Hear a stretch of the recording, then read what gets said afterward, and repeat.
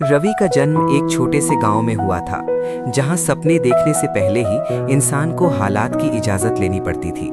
कच्चे मकान, मिट्टी की गलियां और रोजमर्रा की जद्दोजहद के बीच उसका बचपन बीता। उसके पिता रामदीन एक साधारण मजदूर थे, जो सुबह सूरज निकलने से पहले काम पर चले जाते और शाम को थके शरीर के साथ लौटते, लेकिन चेहरे पर कभी शिकन नहीं आने देते। माँ सीता खेतों में काम करती थी और घर भी संभालती थी। गरीबी उनके जीवन का हिस्सा थी, पर संस्कार और मेहनत की कभी कमी नहीं रही। रवि बचपन से ही कुछ अलग सोचता था। वो खेलते बच्चों के बीच भी आसमान की ओर देखता रहता, मानो वहाँ कोई जवाब छिपा हो। रवि का स्कूल गांव से कई किलोमीटर दूर था। रोज पैदल जाना, कई बार भूखे पेट पड़ना और फटी हुई किताबों से ज्ञान लेना उसकी दिनचर्या बन गई थी। कई बार जूते टूट जाते, कई बार कॉपी नहीं होती, लेकिन सीखने की भूख कभी कम नहीं हुई। उसके पिता अक्सर कहते थे कि गरीबी शर्म की बात नहीं है, लेकिन कोशिश न करना सबसे बड़ा अपराध है। यही बात रवि के मन में घर कर गई। वो जानता था कि पढ़ाई ही उसके लिए अंधेरे से बाहर निकलने का रास्ता है। समय बीतता गया और जिम्मेदारियां बढ़ती गई। 8वीं कक्षा तक पहुंचते पहुंचते घर की हालत और बिगड़ गई। पिता की तबीयत खराब रहने लगी और दवाइयों का खर्च बढ़ गया।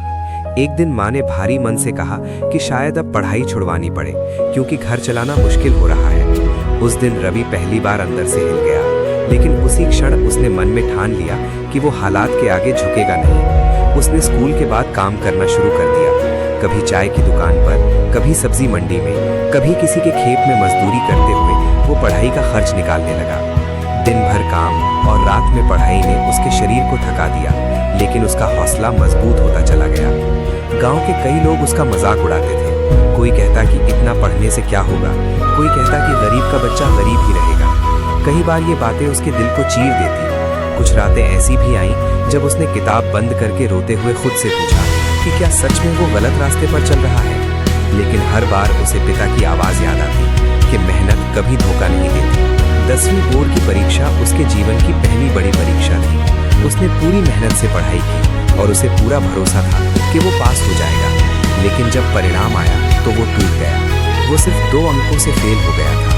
पूरे गांव में चर्चा होने लगी। लोग कहने लगे कि देखा, आखिरकार वही हुआ जो होना था। उस समय रवि को लगा कि उसके सारे सपने बिखर गए हैं। कई दिनों तक वो चुप रहा, किसी से बात नहीं की, किताबें एक कोने में पड़ी रहीं। एक दिन पिता ने उसे पास बुलाया और कहा कि असफलता का मतलब हार नहीं होता, बल्कि ये बताता है कि इंसान कुछ बड़ा करने की कोशिश कर रहा है। उस दिन रवि को समझ आया कि असफलता अंत नहीं, बल्कि शुरुआत हो सकती है। उसने दोबारा परीक्षा देने का फैसला किया।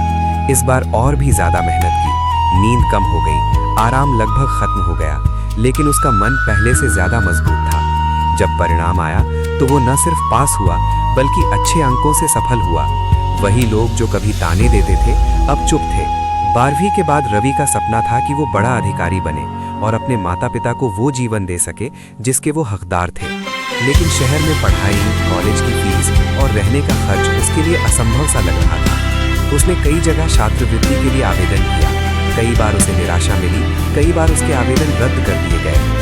हर बार निराशा आती, लेकिन वो टूटता नहीं। आखिरकार एक दिन उसे पत्र मिला कि उसका चयन छात्रवृत्ति के लिए हो गया है। उस दिन माँ की आंखों से आंसू बह निकले और पिता की आंखों में गर्व झलकने लगा। शहर की जिंदगी रवि के लिए बिल्कुल नहीं थी। वहाँ लोग तेज बोलते थे, तेज चलते थे और तेज सपने देखते थे। उसके सहपाठी अच्छे कपड़े पहनते, अंग्रेजी में बात करते और आत्मविश्वास से भरे होते। रवि कई बार खुद को छोटा महसूस करता। उसे लगता कि शायद वो यहाँ फिट नहीं है, लेकिन फिर वो खुद से कहता कि वो किसी से कम नहीं, बस उसका रास्ता अलग है। धीरे धीरे उसने खुद को साबित करना शुरू किया।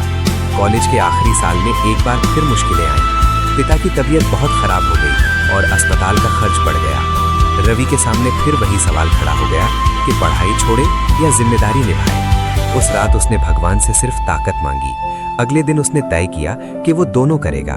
दिन में कॉलेज और रात में काम करते हुए उसने खुद को संभाला। थकान, तनाव और डर उसके साथ थे, लेकिन उसने हार नहीं मानी। आखिरकार वो दिन आया जब रवि का चयन एक बड़ी सरकारी पोस्ट के लिए हो गया। जिस लड़के के पास कभी सही जूते तक नहीं थे, आज उसके नाम के आगे अधिकारी लिखा था। जब वो गांव लौटा तो वही लोग उसका स्वागत कर रहे थे जो कभी कहते थे कि इससे कुछ नहीं होगा। रवि ने बस इतना कहा कि अगर उसकी कहानी किसी एक इंसान को भी हार मानने से रोक दे तो उसका संघर्ष सफल है। ये कहानी सिर्फ रवि की नहीं है, ये हर उस इंसान की कहानी है जो हालात से लड़ रहा है, जो बार बार गिरकर भी उठ रहा है और जो आज हार रहा है लेकिन कल जीत सकता है। हालात हमें रोक